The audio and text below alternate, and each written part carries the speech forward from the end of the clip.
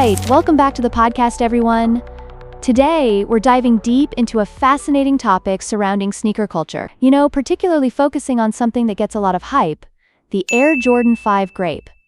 This is genuinely one of my favorite discussions. The Air Jordan line has transformed not just basketball, but streetwear, and, honestly, pop culture as a whole.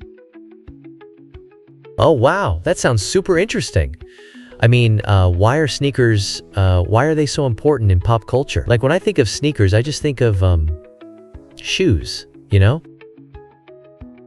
Right? You'd think it's just footwear, but it transcends that.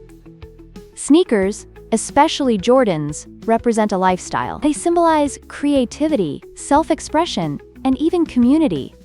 You remember when Michael Jordan first wore the Air Jordan 1? That was groundbreaking. It's like how a new blockbuster movie can have fans lining up for days. That makes a lot of sense. So, are there any specific pairs that really, broke the mold or set the tone for the sneaker culture we see today? Absolutely. Take the 1985 release of the Air Jordan 1.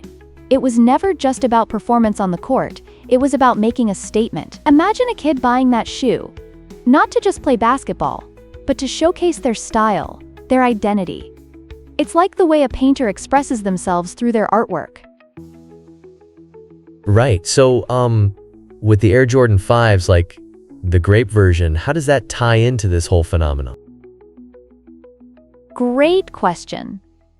The Grape 5s originally released in 1990, and they've been iconic ever since. The colors, the silhouette, the nostalgia, it's all part of its charm. You could compare it to a classic movie that keeps getting remade. Each time, there's a new audience discovering it. But die-hard fans remember what made the original so special. Oh, I see. So the Grape 5 really, connects to the roots of sneaker culture? Exactly. And what's fascinating is each iteration has its unique fanfare. Nostalgia plays heavily into the excitement. Like, the 2025 version has been upgraded with high-quality materials, closer to the original shape. It really pays homage to its heritage. It's like receiving a sequel to your favorite book that's both familiar and refreshing. Wow, I didn't even think of it that way. Can you tell me more about how the materials have improved? Is it, noticeable? Definitely. The leather on the new Grape 5s feels super plush compared to earlier versions. If you touched them, it feels premium.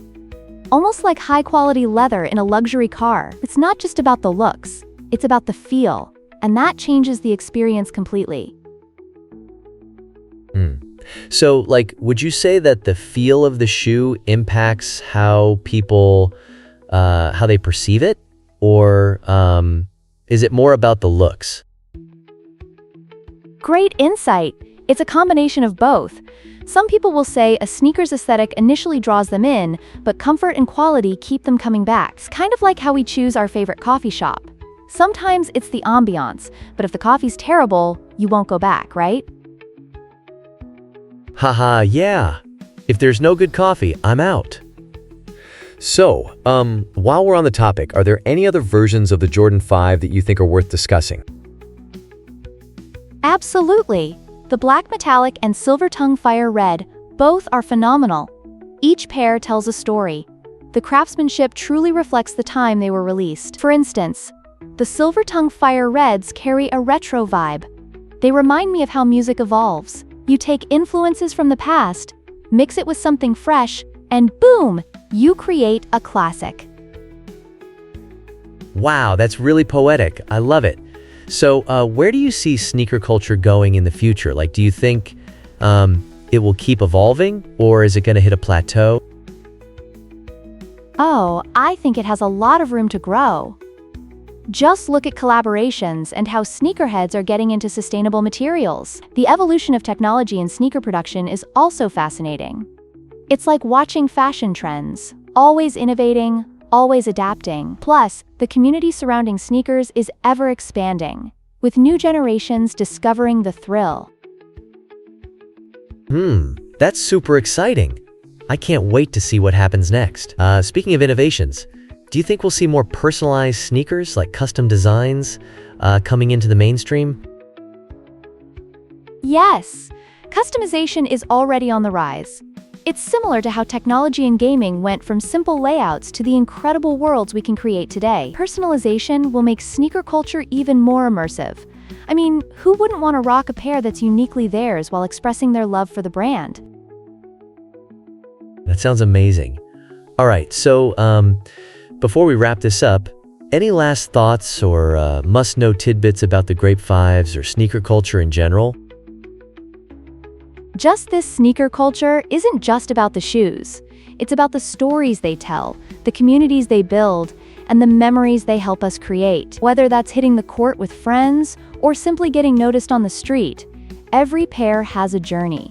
And with the Grape 5s launching soon, that journey is just beginning again. Awesome. That's a great way to put it. I can't wait to see how it unfolds.